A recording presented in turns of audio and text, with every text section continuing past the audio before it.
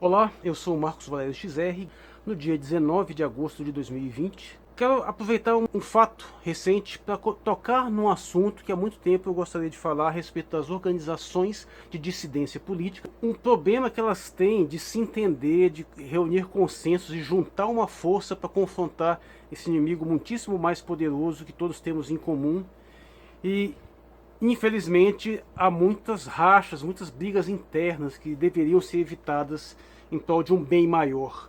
Eu queria aproveitar a ocasião para comentar essa recente polêmica aí entre a Cibele Laura, que é uma nacionalista, que tem um posicionamento, uma atividade um pouco mais autônoma, mais independente, e a Nova Resistência, que é um grupo mais organizado, mais coeso, e que infelizmente entraram aí numa certa animosidade que eu acho que poderia ter sido evitada, talvez ainda possa. E eu sinto uma obrigação de comentar alguns elementos, porque eles são necessários para essa exemplificação que eu quero dar de um problema estrutural que afeta essas organizações de dissidência que são muito importantes, a meu ver, no nosso futuro político ideológico. Em primeiro lugar, o que vem a ser essa dissidência? Eu entendo a dissidência política, de uma forma geral, como aquelas organizações, aquelas iniciativas que estão fora do espectro farsesco esquerda e direita, que vão além dessa falsa dicotomia que pauta o imaginário popular e que nunca é demais repetir. Enquanto houver absolutamente falsa crença de que é uma questão de esquerda contra direita, que isso é marcante, que é uma simples questão de derrotar a esquerda ou derrotar a direita, enquanto persistir essa horrenda dessa ilusão, não existe nenhuma esperança de termos uma sociedade melhor, mais desenvolvida, mais justa em qualquer sentido. Não tem.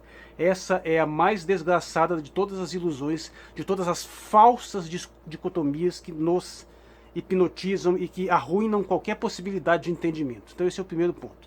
As organizações de dissidência, que abrangem o vasto espectro desde a terceira posição, ou seja, do nacionalismo, que já é uma superação dessa dicotomia, até agora os movimentos mais associados à quarta teoria política, elas têm essa vantagem. Elas perceberam que isso é uma grande manipulação de massa. Então eles não se identificam nem como esquerda nem como direita, acertadamente, o que também não é suficiente. Porque, por exemplo, quando um João Dória diz que ele não é esquerda nem direita, ele está certo. Ele realmente não é. Ou seja, o fato de você não ser uma das outras coisas e entender isso não quer dizer que você está do mesmo lado. Porque além da esquerda e da direita, você tem uma outra dicotomia, essa dicotomia real, que é os interesses da grande maioria populacional, da grande maioria trabalhadora e os interesses da elite financeira. E aí é que está. O liberalismo, como nós entendemos, na verdade não é nem esquerda nem direita também. Só que ele é a defesa dos interesses da minoria elitista. Ao passo que o nacionalismo, a dissidência, as organizações de quarta teoria já são o oposto. Também não são nem esquerda nem direita, ou reúnem elementos de ambas, mas elas defendem os interesses da grande maioria da população, os interesses da soberania popular contra a exploração de uma elite. Pois bem, dito isso, então vejamos o que aconteceu. A companheira Cibele Laura é uma nacionalista, é bem fincada nessa terceira posição, tem um trabalho que eu acho muito interessante. Eu não conheço muitos vídeos dela, mas todos que eu vi eu achei bons, com exceção desse que eu vou comentar, onde ela decidiu fazer uma crítica à organização Nova Resistência. Né? Essa crítica ocorreu por causa de um post simples, que a Nova Resistência é colonizada pelos russos da mesma forma que outros são colonizados pelos Estados Unidos. E gerou uma repercussão e ela fez um vídeo em defesa dessa posição, um vídeo que, na total contramão do que geralmente ela faz, é completamente equivocado, totalmente fora da realidade. Penso eu por puro e simples fato de não ter observado com mais cuidado o fato, porque ela tem uma leitura muito boa de uma série de aspectos, inclusive ela mesma diz que tem afinidades com a Nova Resistência, que ela inclusive compartilha material da Nova Resistência, mas que ela não quer se associar diretamente com eles, porque eles são colonizados pelos russos. E isso é bastante irritante, porque eu vou irritar vocês agora também. Porque ela diz basicamente que é o seguinte: a Nova Resistência é colonizada pelos russos, porque a Nova Resistência é colonizada pelos russos, porque ela é colonizada pelos russos, porque ela é colonizada pelos russos, colonizada pelos russos, colonizada pelos russos. Putz, repete isso umas 20 vezes a porcaria do vídeo. E no momento explica que raio de colonização pelos russos é essa. O professor André Luiz Reis, ele dá uma resposta excelente disso no Facebook, eu vou linkar, que eu acho até que poderia ter encerrado o assunto ali. Mas decidido, então, o camarada Rafael Machado resolveu gravar um vídeo, né, um vídeo de resposta, e eu acho que esse vídeo forçou um pouco a dose assim, na animosidade. Ele tem razão na maior parte dos pontos, mas podia ter sido um pouco mais conciliador. O vídeo tem duas partes, uma é ele e outra com a camarada Amális Rezende, que já foi bem mais assim. Eu acho até que se fosse só a abordagem da Amális, podia ser, a gente podia conter um pouco mais essa tensão aí. Mas, infelizmente, a tendência disso aí é acirrar a animosidade e minimizar, se não eliminar, qualquer possibilidade de reentendimento, de reconciliação, que eu acho que seria interessante. Meu ver, não faz nenhum sentido dizer esse negócio de ser colonizado pelos russos, porque você tem que entender o que significa essa colonização, que ela não explica em nenhum momento, ela só repete, repete, repete.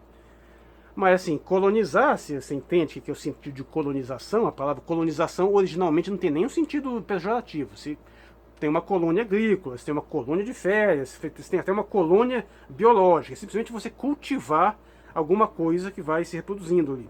O sentido colonialista, no sentido pejorativo, é quando você, uma potência qualquer, vai e se aposta em um determinado local para colonizá-lo, para cultivá-lo em prol de seus próprios interesses. Então, assim, nós fomos uma colônia de Portugal, uma colônia da metrópole portuguesa com o objetivo de servir aos interesses da metrópole. Mas o Brasil rompeu essa submissão com Portugal. Isso, historicamente, ele conseguiu se livrar e iniciou um processo de independência para, infelizmente, posteriormente, acabar caindo no processo de colonização de outras potências, dos quais durante um bom tempo foi a Inglaterra que predominou e, posteriormente, hoje predomina os interesses dos Estados Unidos. Nesse sentido é o quê? É colocar o país a serviço de interesses estrangeiros à revelia dos interesses nacionais. Isso tem que ser sistematicamente combatido por qualquer pessoa, tanto que se diga nacionalista, quanto que se diga de adepto de uma dissidência. Além dessa questão da distinção entre os interesses da grande maioria popular e da elite financeira, também está essa distinção da soberania nacional e os interesses globalistas, que são de uma elite financeira. Então, em que raio de sentido o Brasil está servindo a interesses dos russos, ou a nova resistência está servindo a interesses dos russos, além do fato de simplesmente ter uma leitura, ter alguma inspiração na obra do Dugin? A própria Cibele Laura, em vários vídeos dela, ela faz essas colocações a respeito da Rússia, ela elogia a Rússia, o posicionamento da Rússia, ela aponta a importância do Brasil ter se aliado com o BRICS como uma forma de se tornar mais independente do bloco da hegemonia norte-americana. Então, só pode ser falta de conhecimento do material, porque apesar de ser verdade que tem uma correlação da NR com o Dugin, isso é inevitável, a primeira coisa que eu preciso deixar claro é que o Dugin nem determina a política externa da Rússia. O livro do Dugin, Putin versus Putin, que no Brasil foi traduzido pelo companheiro Jean Augusto, ele explica muito bem essa questão. Ele demonstra no que o Putin foi bem, no que ele acertou, mas também tem uma certa crítica. E o Dugin, ele é um filósofo de um pensamento de projeção já internacional, porque a teoria que ele desenvolve, os conceitos, as coisas que ele coloca, tem uma abrangência universal que pode ser colocada em qualquer situação. Não é uma coisa que tem que ser específico para a Rússia, apesar de que é claro que, sendo russo, ele tem um interesse maior na questão eurasiana, isso é óbvio. Mas isso não se reflete aqui no Brasil. É claro que a Nova Resistência tem essa aproximação, fala muito sobre a questão russa, sobre a questão ucraniana, agora sobre a questão de Belarus, mas não mais do que fala sobre a Venezuela, fala sobre a Líbia, fala sobre Cuba, fala principalmente sobre o Brasil. As análises a respeito da questão brasileira são exaustivas, inclusive, e também fala muito sobre o trabalhismo. Então é absolutamente equivocado falar essa ideia de colonização pelos russos. Se você fala de uma influência, que você acha que até que a influência é demasiada, é uma coisa que a gente poderia até discutir. Mas dizer que é colonizado não, é uma forma chula de se referir, e basta uma observação melhor do material da NR para você perceber que isso não é verdade. Aliás, a própria resposta do professor André Luiz já meio que liquida esse assunto. E outro ponto que ela frisou regularmente é que a NR teria uma leitura geopolítica fraca. E aí a situação complica, meu, porque eu te juro que eu não sei nem dizer se a leitura da NR é fraca ou não, porque em termos de geopolítica é a única leitura que existe. Gente, por favor, vou repetir isso pela enésima vez. Geopolítica não é sinônimo chique de política internacional. E infelizmente a companheira Sibeli Laura comete esse mesmo erro. Acabei de ir no canal dela, procurar todos os vídeos e aparece a ocorrência geopolítica. Já tinha visto alguns, mas vi o mais antigo, que fala sobre a questão do petrodólar, que é muito bom, por sinal. Li o mais recente, quando ela dá uma explicação mais geral. E li também um intermediário, assim, que fala sobre Estados Unidos e China. E está muito claro que ela não sabe o que é geopolítica. Ela usa como todo mundo por aí está usando, como um sinônimo de política internacional. Só quem tem textos que entende o que significa geopolítica é Nova Resistência. E eu, né, que já estou também falando isso há um tempo, há anos que estou falando isso. Então, assim, ela, sendo a pessoa inteligente que é a Sibeli Laura, ela usa a geopolítica e ela até consegue deduzir intuitivamente algumas das consequências de você trabalhar com esse conceito. E aí ela consegue, por exemplo, argumentar muito bem por que a gente desenvolveu uma parceria com a China não significa trocar o imperialismo pelo outro. Mas ela não vai conseguir explicar isso se ela não souber exatamente o que é geopolítica. E geopolítica não é simplesmente um sucedâneo de política externa, de relações exteriores. Geopolítica é uma forma de entender a política internacional com base na determinação das características geológicas e geográficas ambientais onde um povo se desenvolveu e que determinam o seu modo de pensar, seu modo de ver a realidade. E aí sim, você fazendo um levantamento da conceituação de geopolítica e fazendo uma pesquisa básica a respeito de como se desenvolveram os povos russos, chineses, esses povos eurasianos, aí você entende que eles têm uma estrutura de mentalidade diferenciada e que eles não vão ter motivos para desenvolver a mesma intromissão imperialista que tem povos que se desenvolveram, por exemplo, na Europa, especialmente Inglaterra, e que Estados Unidos herda essa mentalidade. Então, assim, essas duas críticas que a Sibeli Laura pega de dizer que é colonizado pelos russos é completamente furada. E essa de geopolítica chega a ser constrangedora, porque ela não sabe o que é geopolítica. Usa o termo como se fosse sinônimo de política internacional, que só não é pior, porque como ela é bastante articulada, ela consegue perceber intuitivamente algumas coisas, mas observar, ele não sabe o que significa. A ANR sabe. E olha que eu próprio já usei geopolítica nesse sentido, mas dominou. Geopolítica caiu na boca do povo e o pessoal continua não sabendo o que significa, continua usando apenas como sinônimo de política internacional. Pois bem, dito isso, vamos lá. O vídeo resposta feito pela ANR, eu entendo a indignação, eu entendo a revolta, mas eu acho que não precisava ter sido tão... Não precisava ter respondido daquela forma. Poderia ter tentado ser mais conciliador, tentado manter mais uma harmonia. Inclusive, eu não vi onde foi que a Sibeli acusou os companheiros de serem neonazistas. Ela não disse isso, pelo menos não nesse vídeo. Por quê? Porque um dos problemas que eu tenho aqui, aliás, eu aproveito para explicar porque eu pessoalmente não estou filiado à ANR, apesar de ser um apoiador, é esse problema dessas brigas internas. Porque o que aconteceu no meu histórico? Quando eu comecei a me interessar mais e procurar as organizações de dissidência, eu fui entrando em contato com várias. Especialmente passei mensagens para o Avante, que era essa organização que eu fiz parte oficialmente, para a Legião Nacional Trabalhista, para a Nova Resistência, e os primeiros que responderam foi a Legião Nacional Trabalhista. Então foi a primeira organização para a qual eu me filiei. Posteriormente me filiei ao Avante. E estava pensando em me filiar à Nova Resistência quando descobri que tinha uma briga com a LNT. E aí já complicou a situação, que eu estava querendo montar uma iniciativa aqui. Aí resolvi então fazer o seguinte: vamos desenvolver a iniciativa chamada Dissidência Política do DF, onde a gente vai reunir elementos do Avante e da Nova Resistência. Eu tentei chamar pessoas da LNT, mas não tinha ninguém, era tudo uma molecada de 15, 16 anos, não tinha nem condição de desenvolver nada com esse pessoal. E a gente fez uma série de ações articuladas com essa parceria, que o Avante tinha parcerias tanto com a Nova Resistência quanto com a LNT. Então eu achava que é uma boa forma de tentar conciliar, eliminar essas briguinhas, mas infelizmente houve uma insistência nessa briga interna. E olha, eu sei que tem bons motivos, pode ter problemas pessoais, mas eu não estou interessado em pinimba pessoal de ninguém. Eu estou preocupado em formar uma frente, desenvolver uma frente de resistência, nem que seja uma frente um pouco fragmentada, um pouco tensa, mas que tenha esse objetivo comum de confrontar esse inimigo todo poderoso que é o liberalismo globalista. E se a gente ficar brigando entre si, meu amigo, não tem condição de fazer isso, porque o inimigo é poderosíssimo. O que a gente tem ao nosso lado, além da vontade popular, que isso é claro, a gente consegue sintonizar com os interesses do povo de uma forma muito mais fácil, só não consegue mais porque não tem projeção midiática de massa.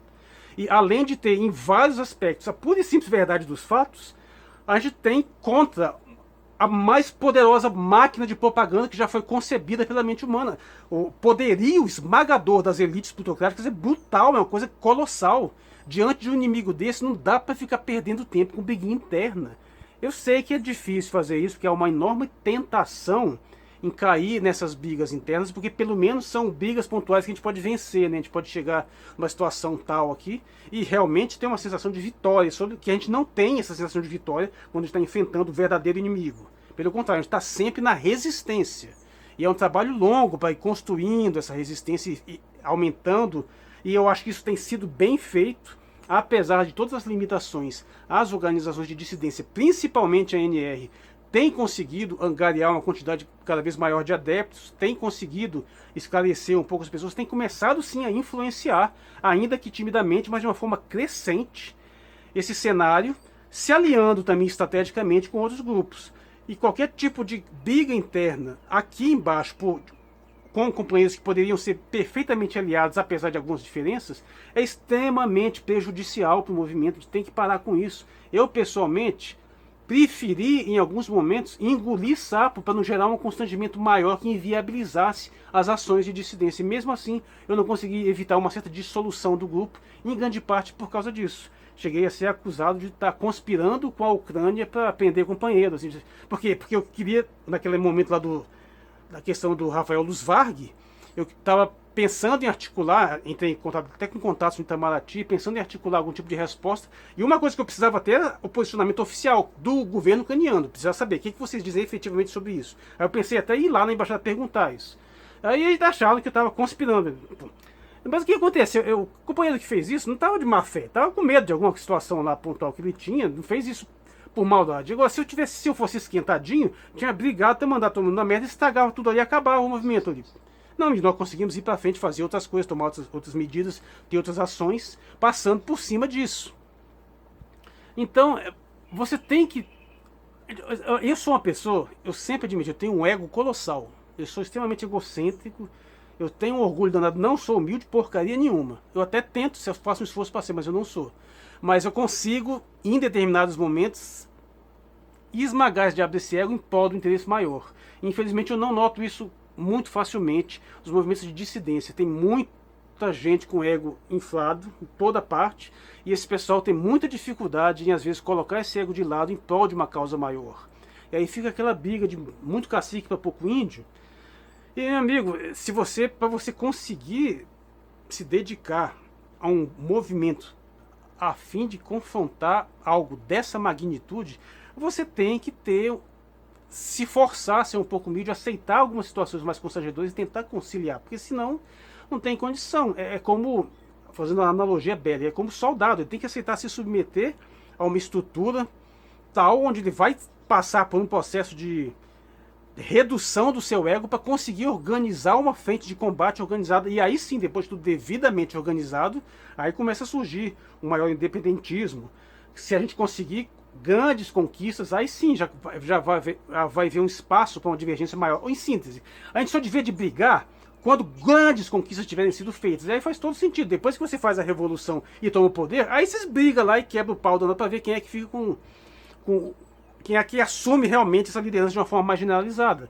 Mas enquanto está nesse processo inicial, ainda embrionário, não dá para fazer. A gente tem que fazer um certo esforço para tentar evitar essas contendas, tentar ser mais conciliador e tentar mobilizar, pelo menos, se não de uma forma estruturada de uma liderança única, pelo menos que sejam lideranças fragmentadas, vieses diferenciados, mas que tenham esse objetivo comum de confrontar, em especial, a desgraça absoluta que assumiu a presidência da República e sua liderança e sua política absolutamente calhorda de subserviência abjeta ao imperialismo norte-americano.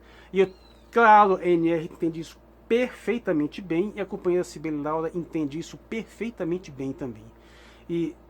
Então, vamos ficar brigando por ignorância. Minha recomendação: professor Cibele, por favor, se informe sobre a NR, porque você está totalmente equivocada nesse seu vídeo aí. E o presidente da NR também faça um esforço, assim, reaja com menos agressividade, tenta conciliar, Vamos evitar esses conflitos aí na tentativa de uma causa maior, porque o inimigo é extremamente poderoso, a gente não pode ficar, infelizmente, nesses contendas internas que já causaram muitas baixas. Por exemplo, o fundador do Avante, infelizmente, ele acabou abandonando a organização por uma série de dificuldades que ele encontrou, apesar de que ele também deu uma certa guinada à esquerda, mas chegou até a me oferecer ali dentro da organização. Aí, tal qual a Sibeli Lauro, eu falei, ó, não tenho essa estrutura orgânica tal para conseguir mobilizar dessa forma, até porque eu já tinha uma atividade muito centrada no meu sindicato, que já me dava muito trabalho, além de outras atividades pessoais. Então, infelizmente, não foi possível. Eu não vejo agora, a essa altura do campeonato, eu vou recomeçar esse processo todo. Assim, já estou com 48 anos, aliás, acho que possivelmente sou a pessoa mais velha dessa dissidência toda aí. Então tem coisas que já não estou mais em condição de fazer, além dessa coisa que eu já tenho feito muito. Eu faço essa solicitação principalmente ao pessoal mais jovem, que está entrando agora, para tentar evitar esses conflitos, essas brigas de egos, essas mágoas. Eu sei que é chato, realmente tem hora que você fica puto da vontade de brigar. Eu também já briguei pra caramba, aí, principalmente lá no sindicato. Mas se a gente não fizer esse esforço para superar essas questões, essas picuinhas interpessoais, se a gente não fizer uma troca melhor, não tem como o movimento crescer mais e ir para frente. A gente já tem inimigos que chegam e o imperialismo já está atacando pesado nesses inimigos, já está atacando o Dugin, já conseguiram colocar o Alan Soral na cadeia e cedo ou tarde eles vão vir para cima de todo mundo. E se a gente não tiver unido, aí não tem condição. Então essa é a mensagem final que eu faço esse apelo final para essa união. Eu sou Marcos Valério XR, dia 19 de agosto de 2020. Vídeo 157. Muito obrigado por sua atenção.